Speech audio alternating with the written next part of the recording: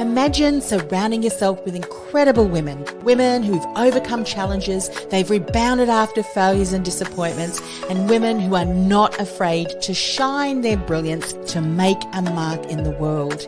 These women support other like-minded women because they know there is plenty of opportunity for everyone and that together we really can make a difference, grow our businesses while have fun along the way. This is what Women in Leadership Podcast is all about. Welcome. I'm your host, Anne-Marie Cross. Grab a cuppa of your favourite beverage, pull up a chair and let's get this conversation started.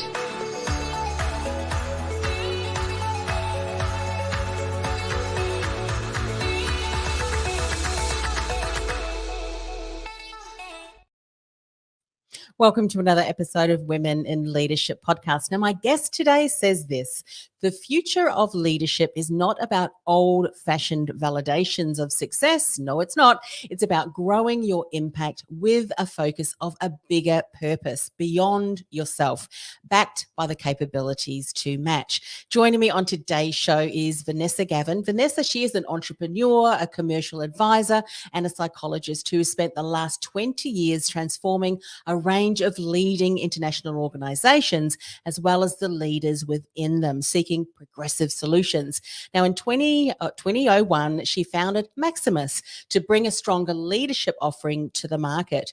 Now, Vanessa, she is an advocate for the criticality of strong leadership and legacy, having witnessed the impact of great leadership as well as the absence of it.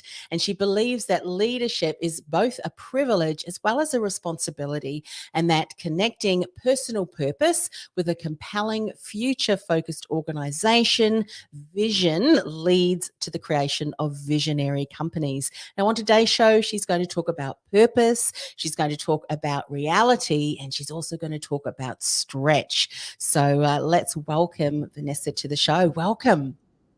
Hi, Marie. Thanks very much for having me. I loved what we shared about you, a little bit about you and the vision that you have when it comes to leadership, and then obviously through working with incredible leaders, seeing how, they just shone, and obviously lessons that we can certainly learn in not so good leadership. And that's kind of led you now to supporting other leaders in their business through Maximus. If I could ask, you one question before we dive into what you want to share a little bit more about today.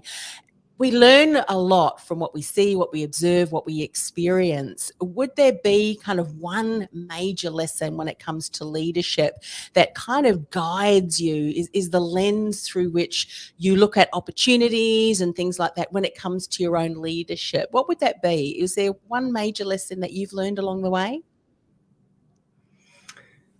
One of the most important lessons I've learned along the way, and I think this is really important, I think, for young emerging female leaders, is, we all have fears and we all have doubts. And I think about many of the inflection points over the course of my career, right from early roles through to starting Maximus, through to, doubts you had maybe when I first had a family.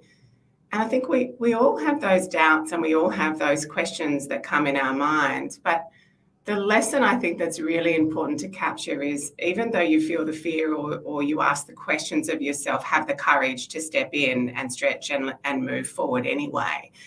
And so I think it's doing the work to know that your purpose is strong enough so that when those doubts or questions come in, that you do stretch yourself and take on that challenge with a level of courage. So that would be something I continuously am reflecting on. Am I doing enough of that? Am I stretching myself enough? Yeah, I love that. One of the reasons why I thought this would be a great question to ask you beautifully segues into some of the other things we want to talk about. But so often as women, we look at other women who we admire. We see them doing great things, the projects and the teams that they're leading, the business growth and so forth. And we think, when I'm ready, when I've done this next course, when I've done this next training, when I've done whatever it is, then I'll be able to see some of those results. But what I often hear, and kind of what I hear you say too, often there are times where you don't have all the answers, you do not feel prepared, but you're doing it anyway. you had the courage to go, you know what, I'm going to give it my best and I can learn and adapt and grow along the way. And once we realize that, oh, okay, we're not waiting, we're often waiting till we feel ready. And let's face it, we don't actually always feel ready, particularly when we talk about stretch, don't we? Absolutely. I think you never feel perfectly ready for most things, and the conditions are such that they're always changing, and that is the reality of today's business environment. So I think if we've always got that hesitancy and we're always waiting, then we actually never fully lean into the stretch. Mm-hmm. So yeah, the thing that I really try and focus on in the work that I'm doing with male and female leaders, because it's prevalent in both male and female leaders, is to really frame up that sense of purpose. What do you really want to influence over the long haul in your work life, in your personal life? Let's be very clear about the impact that you want to have. And then that almost becomes that galvanizing driver to then say, okay, well, if I don't feel quite ready, what do I need to learn? What do I need to acquire to kind of help me feel more prepared that I can still step into that stretch and take agency over how that stretch might work for you. Yeah, I love that. And of course, we're going to talk about purpose, and you've already beautifully shared some insights into that. But one of the things that you say, it is really important to have a clear sense of personal purpose. That really does translate into that bigger, bolder, courageous aspiration in your work and in your life. In the work that you've done, and maybe this is something that you did yourself many, many years ago, when we look at purpose, and when you're working with a particular client, is purpose something that they often have gotten clarity around? Or do you find that often when people are unclear and uncertain, it's because they haven't really defined, well, what is my purpose? They don't have that one thing that they're galvanized and working towards and that central focus. What do you think? Yeah, most leaders that I'm working with don't start with a fully evolved sense of purpose. And in fact, if I, just put myself into the frame, I think I almost tripped over my sense of purpose as I emerged with the business. So our purpose as an organisation is to shape the leaders who create the future. But my purpose is very much centred around giving people experiences that give them disproportionate growth. And that works whether it's my children, whether it's our family, whether it's the leaders and the executives that I'm working with. I want to know that they've had these phenomenal experiences that really stretch them in different ways. So, and obviously there's a lot more to it, but in a simple sense, that's really what I focus on. So if I then think to the leaders that I'm working with, often they come in and the purpose is focused on a particular time in that business, but it's not holistic. It's not about what they want to influence on a bigger spectrum. It doesn't have that longer, say 10-year horizon. So that's a lot of the work that we're trying to do, get them to have it longer range, more holistic, bigger, bolder ambition, ask for something more of themselves with it, which is where that stretch really comes in. Yes, I love that. You know what's interesting, and if people have missed that, you said that the purpose that you have is within a business sense, a professional sense, and it also is in a personal sense. And I'd imagine that when you've really identified what that is for you and you recognize that it shows up no matter what situation that you're in, often when we feel a little bit disjointed or pulled in different directions, it may be because we haven't really truly clarified what that purpose is. What would be something that you would suggest someone do if they have heard what you've just said and said, well, Vanessa, if I'm really honest with myself, I don't have yet that clear sense of purpose? What would be some things you'd encourage them to consider, to ponder over, to enable them to move towards clarity? I think going out to legacy and starting to think about legacy. So, and I know it's a slightly morbid concept, but when it's all said and done and you're looking back on the impact that one has had in their life, what do they want to be known for? What do they want people to be feeling and thinking and saying about the contribution that they've made? And that's why it is important that it is at a human level with the people that they're connected with, community, family, children, but it's also the people that they've had impact on over the course of their career and the things that they've influenced with the remit that they've had and the ability of that remit to kind of, I guess, pay it forward into that organisation and its future, steward the organisation, but also pay it forward into the communities. Organisations have this phenomenal potential to really have catalytic change into a community and an economy. And I think not all leaders are thinking about that when they're sitting in that role. Many do, but many don't fully embrace the true potential of what is at their fingertips. Yeah, and there's nothing more motivating or supporting or a catalyst to help you get to the nitty gritty, if I can use that term, than by saying, okay, if you had 20 years, 2 decades, 10 decades, what if you only had a week? What if you only had a day and you were in front of people? Who would that be? And what would you want to leave them with? There's nothing more powerful than to really hone down, than to kind of give you that scenario. Something that I'll often say too is, I call it your inner brilliance. Your purpose sits between, or that inner brilliance sits between purpose and what you're passionate about, or what you're passionate about and what peeves you off. Because often something that you're passionate about, if someone was threatening that for a group of people or an organization was threatening that, you could not help yourself but stand up and speak up for them, stand up against, that whatever was trying to pull them down. And I think in between those two things is where you can have that voice, that you can contribute, that you can empower people, influence, impact. And when we start to see it that way, I would imagine that your clients then start to see, well, how can that trickle down through the organization? It shapes the culture, doesn't it? Which then attracts the kind of people who also resonate individually and then together, united towards that vision and purpose for that organization too. Do you see that happening once they get clear on that? I completely agree. What you said about the things that, you really want to see, but also the things that really peeve you off. We talk about experiences that shape you being both positive and negative. And there's a lot of purpose and focus that comes from more challenging or more painful experiences. So it's very important that leaders, no matter what stage of the spectrum they're at, whether they're, a really top level executive running a big corporation, or if they're just, a young entrepreneur starting out on their journey, it's really important that you pay attention and that you understand those experiences, because they will play a role in shaping your purpose.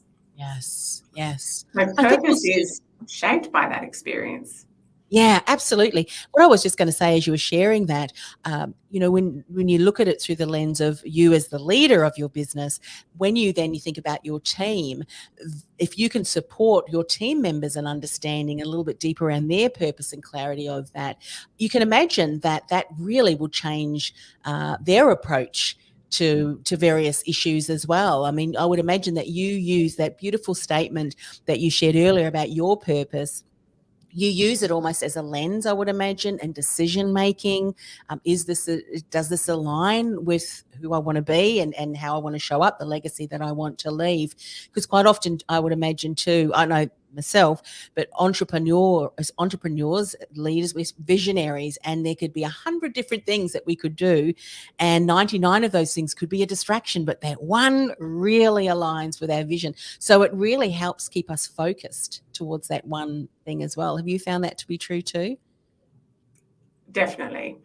I think in our first 10 years of business, we definitely explored lots of options and then really came in to bring focus to what was most important. And you talked about the importance of having a company purpose or a holistic purpose, which is galvanizing for everybody, but then also helping the team really identify their individual purpose. So we put a lot of work in with our team in terms of helping people go back to that backstory, understand what's been important to them, look to the future, think about legacy, and then being able to craft how their individual purpose fits into a bigger context of a company purpose.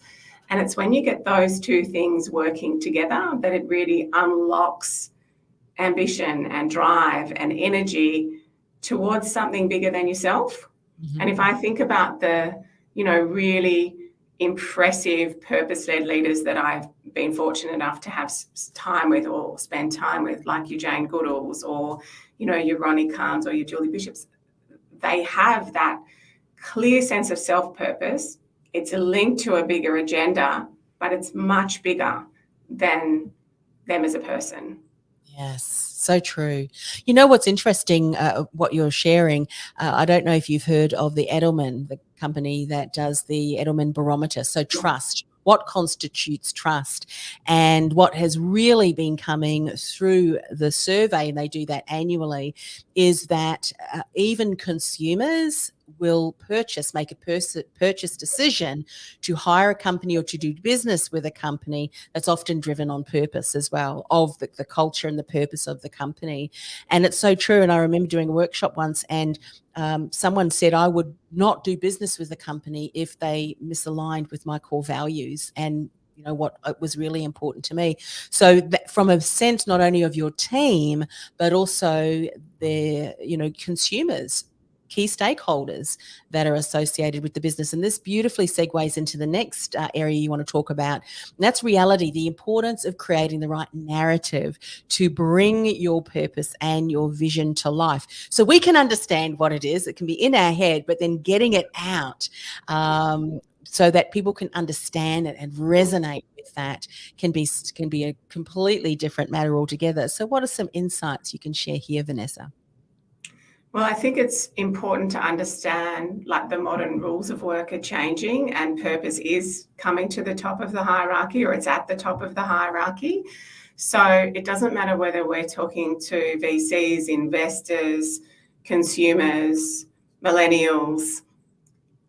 This is something that's here to stay. It is a systemic shift that companies are saying, our environments are saying, I want to be part of and associated with companies that stand for doing something good as well as doing well. So that, pure focus on profits, I think, has had its time, and we're now moving to an environment where it's much more holistic, which means the requirements of executives, of leaders, of entrepreneurs is now different. It has fundamentally changed the fabric of what is expected of a leader. So that, to me, that's the reality that we're in, which means we need new capabilities. And one of those new capabilities is the power of compelling narratives. So, we're not just talking about, the details on the strategy or, the mechanics of the P&L.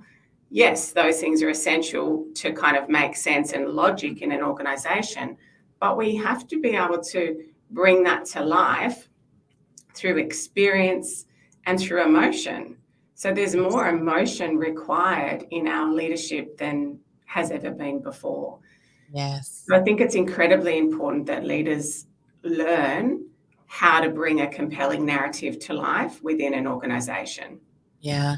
And if you think about where the leader is in the organization, they're influencing their team, and that really top down, isn't it? They're influencing the people that they associate with. Another interesting insight from the study, Edelman study, and I certainly recommend people go and have a look at that, was saying that when you look at different segments like the media and government and even not-for-profits, because of what's happened, and this is even before the last 3 years happened, there was almost like this sense of mistrust with those institutions. And so what people were looking for were leaders of companies, CEOs, and the leaders of those companies. People were looking to them to speak out and no longer leaving it in the hands of some of the other institutions which perhaps would drive that. And it was interesting that that's what consumers not only wanted, they demanded. Leaders of organizations stand up and share, because if we're not communicating that well throughout, however we communicate as leaders of our business, then that message is not going to filter through to who could be your potential customer, stakeholder, team member down the track as well. When you see organizations and leaders, when it comes to creating a compelling narrative, Is there a lot of work to be done in that area? What are some insights you can share if people think, well, that sounds great, Vanessa, but what do you mean compelling narrative? Where do we even start if we're not really doing this well? I think we need to start with the mindset and thinking about the psychology of the audience who you're sharing that narrative with. So, are you sharing it with the market? Are you sharing it with your investors? Are you sharing it with your people? Because, for example, if you're sharing it with your people, they need to know how you're asking them to participate. They need to know what's in it for them in terms of the potential for them. Whereas if you're sharing it with your board, they want to understand how it's fitting into the future sustainability of the organisation, the broader market impact of the organisation. So audience is incredibly important. And I think it's about emotion as well. So often we're used to talking about business in a very factual. We talk about transformation and we talk about, the mechanics of strategy. And don't get me wrong, I love to get my head inside the logic and the mechanics of what actually sits behind an organization's strategy. But we also have to be equipped and able to simplify that down. And so that in a straightforward sense, someone can just understand the why and the emotion. And then that should also flow out into the behavior that exists inside a company. So the rituals and the norms and the experience that people have should all be congruent with the emotion and the logic of the narrative that you're sharing. Yes. What's really so important about what you're talking about, I mean, if you have an organization, for example, an accounting firm.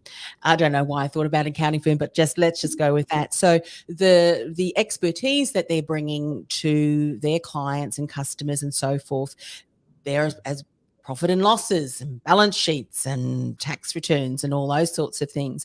But when we look a little bit deeper around what's the sense of purpose for that organization, the emotion, the experience, what do you want people who have been to a webinar or a workshop or have even been somewhere in the vicinity where they've got to experience some of your team? And if that individual walks away thinking, I feel so inspired, I really did not even recognize that I could get so excited about where my business would be able to go if I work with this particular organization. It's just some of that's kind of scratching the surface. We can start to see that when we get really clear, you might be speaking about similar things that others, we would use the word competitors are sharing too, but the experience that you create, that you leave with people is driven from that vision, that voice, which is centered on that purpose. That can really make the difference of you being an organization that people talk about, that like to do business with, that refer to versus not, isn't it? It is. And I would like to think when we work with somebody, and again, comes back to having a lasting impact on people where it's memorable, that it makes a difference in their life, both in a commercial way, but in a human way as well. And if I think about what I'd want people to think, I would want people to think that they've been challenged to really deeply embody a sense of purpose and truly understand themselves in a way that they haven't before. I would want them to think that strategically they can think about their business in very different ways, in a way that enables them to feel equipped to lean into that stretch we talked about before. And I would want them to feel that they can execute and organise themselves in a way that they have agency over how they operate. Because as a female executive who's, been through, being extremely type A in the kind of startups early stages, to then trying to work through having a family and being pulled between, I can't work exactly like that anymore, but I still want to achieve the same things and I want to be a wonderful mum at the same time, and I want to still be able to keep friendships and connections. Yes. You feel pulled in every direction. So I think helping people aim for really big things and stretch for the unreasonable at the same time that they can have that agency over how they do it is really, really important for a modern leader, whether they're female, male. It doesn't really matter. it's a challenge we all face because life is so busy and complex these days. Yes. There's something in that I want to spend a little bit of time on because I think we often miss this. And when we don't recognize this can be one of the reasons why we can be sitting with our children, yet feel we really should be doing some, work here. This is the time that I should be doing this. And then when we're at work, we can be sitting thinking, I really need to be spending time with my children. So similar to what you're just talking about.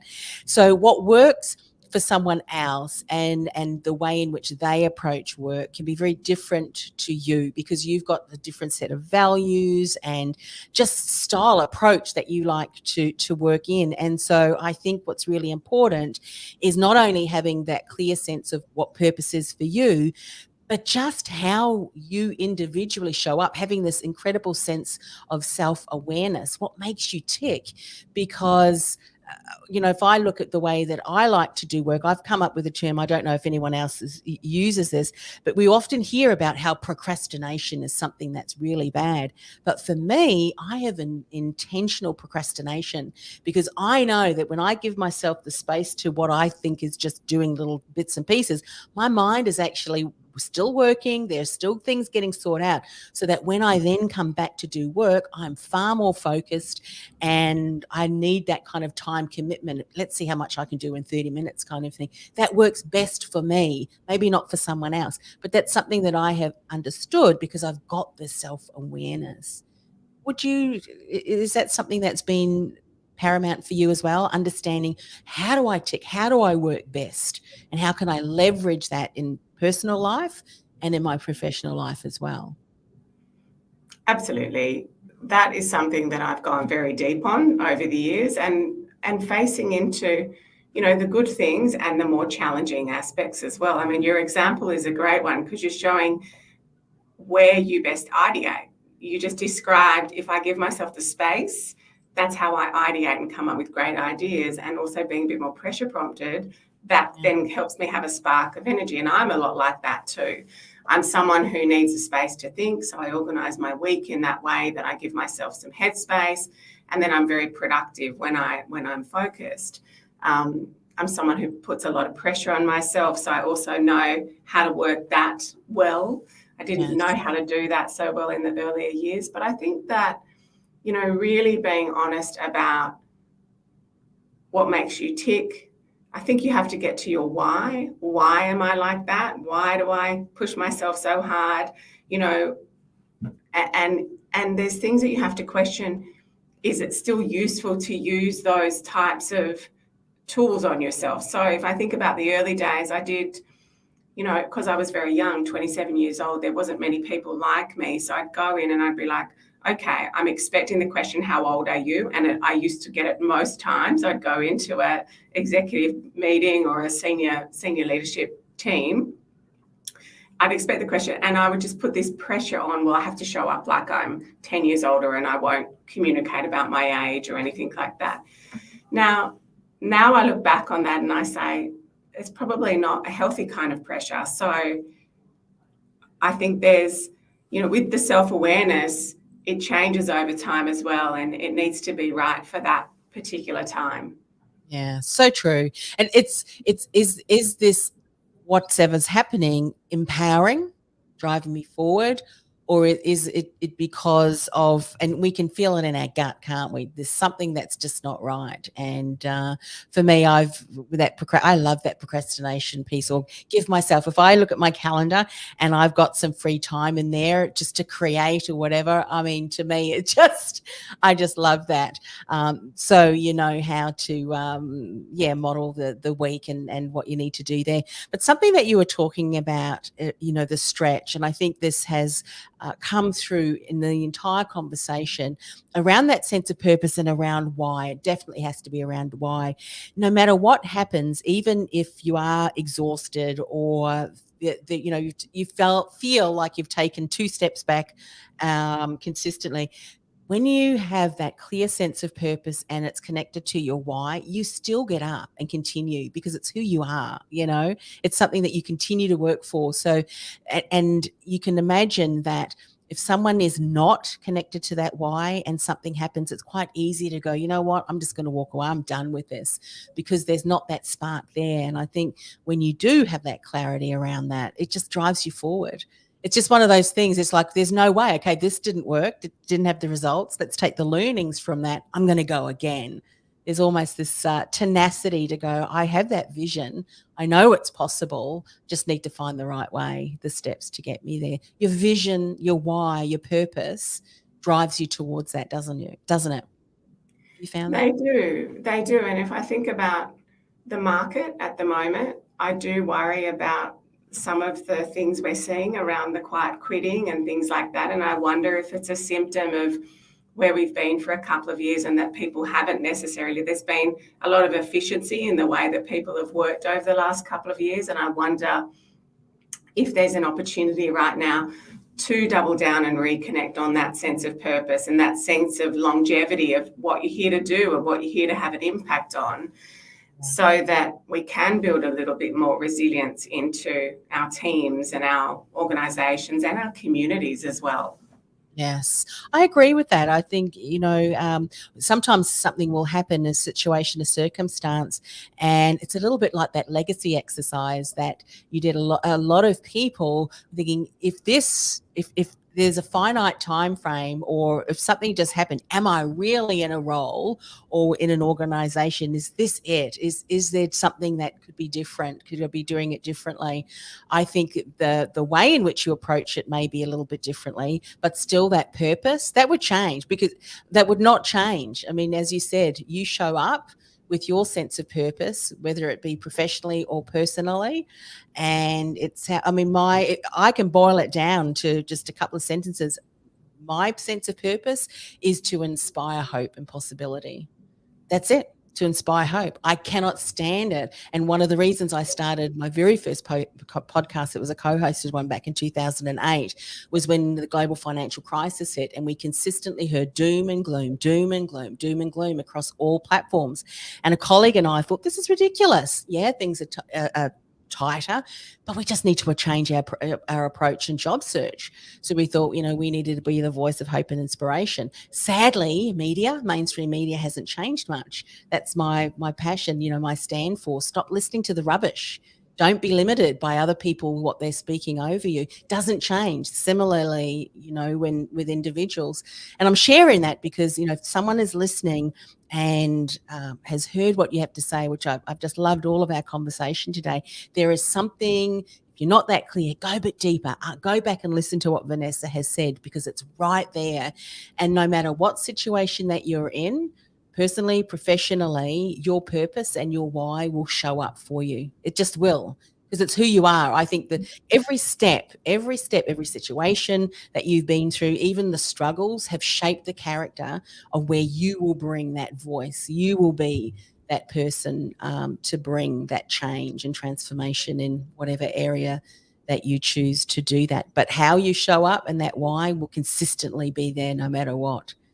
Yes? And what you just shared, Anne-Marie, was a beautiful example of where you've taken your personal purpose and you've linked that to an environment and what you want to be known for doing differently in an environment, differentiated, in terms of taking purpose to an environment where there's a lot of stories of collapse, and saying, no, I want to have a new narrative, and I want our narrative to be about renewal or hope, as you said. And so I think that's a beautiful example of how a lived purpose kind of fits inside value in a marketplace as well. Yeah. And it's often, isn't it? One of the articles that I've just recently written, and I call this, coming up with your unique and uncopyable narrative. I call it, what makes you the choice versus just a choice. What are the accidental successes that you've had that often come back from failure? I started Women in Leadership podcast. I haven't shared this too much. I have started to share a little bit more in recent years. I started that after what I call my world worst business failure ever. It really knocked me for six. And I thought, I'm going to surround myself with incredible women. I'm burnt out. I can't create, but I can ask good questions, and I'm going to learn what they did.